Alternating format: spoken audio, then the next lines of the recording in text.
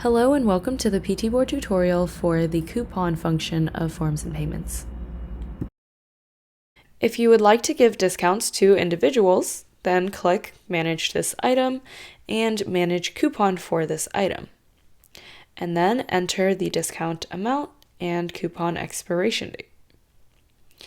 This discount amount is how much you would like to reduce the original price. For instance, if you are taking $10 off of a $100 price, then you would enter $10 here. If you choose to enter users' emails, then users have to log in with these emails in order to access the coupon. If you leave the user email field empty, then everyone can use the coupon using the coupon code, which you can copy and send to desired groups. Thank you for watching. Please shoot us an email at info@ptboard.com if you have any questions.